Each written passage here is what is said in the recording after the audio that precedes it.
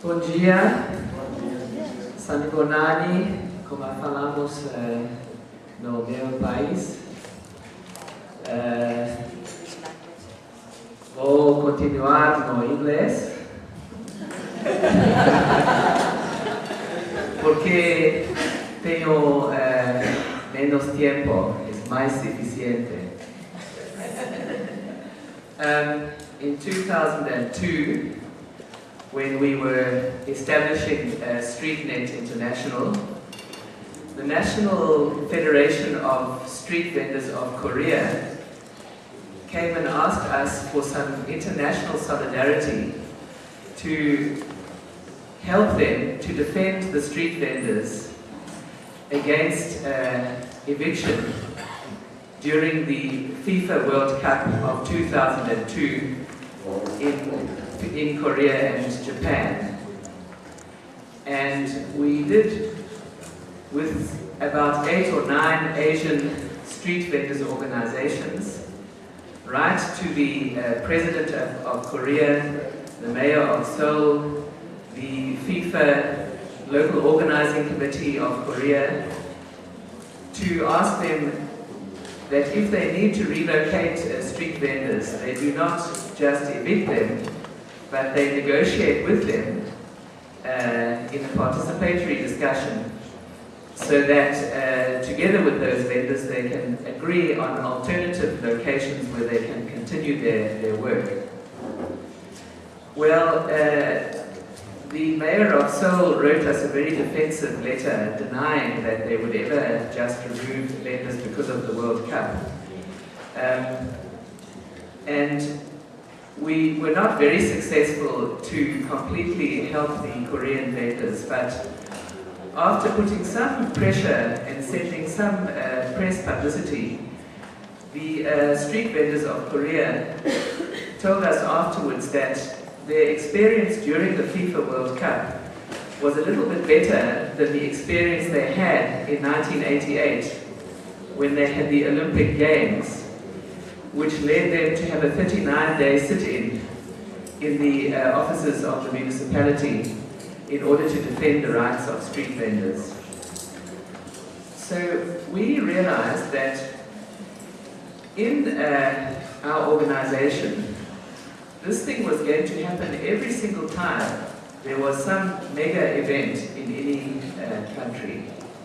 Because when a country is preparing for a mega event, it is our street vendors organizations who are like the barometer of what is coming, because they start to tell us about the signs that they see of evictions, and that all the inequality that happens in urban planning, all the exclusion of the poor, becomes accelerated and becomes worse when there's a preparation for a mega event.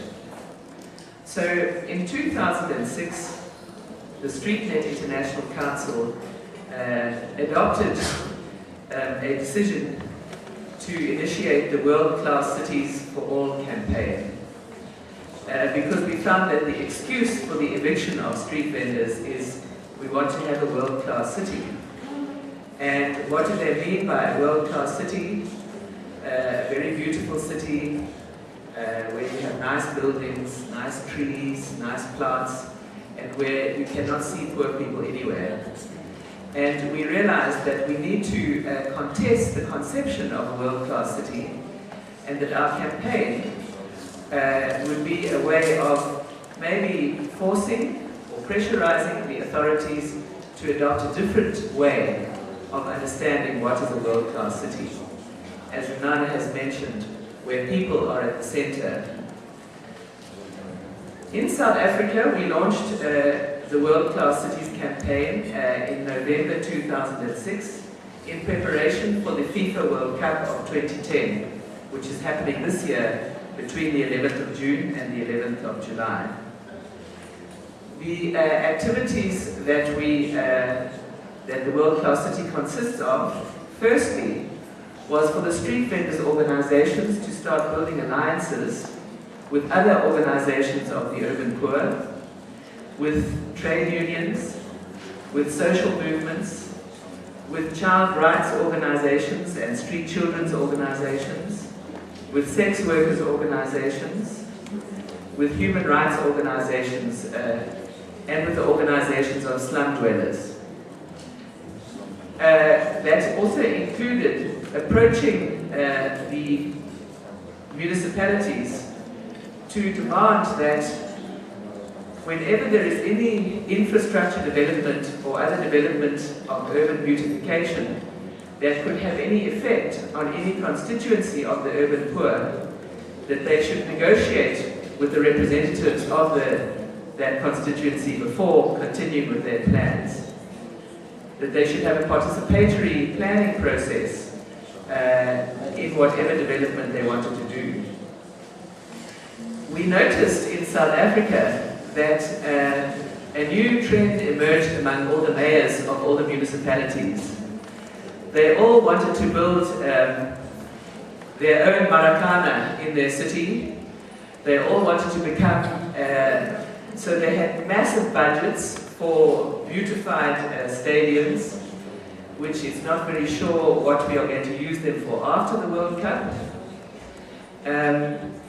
In Durban, we have a very large stadium with a very big arch over the top, and the municipal manager of Durban showed that he could use that for bungee jumping, so I think they could make a lot of money out of that afterwards.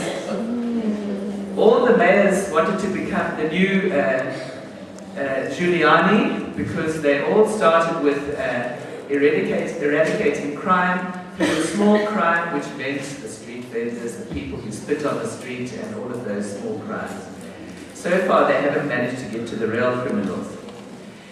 It also took the form of, in our National Tripartite Forum, which is called the National Economic Development and Labour Council, we negotiated a framework agreement of more inclusive systems of preparation, which included no evictions, looking after the labour standards of the construction workers that are working on the construction sites, focusing on cooperatives instead of big enterprises.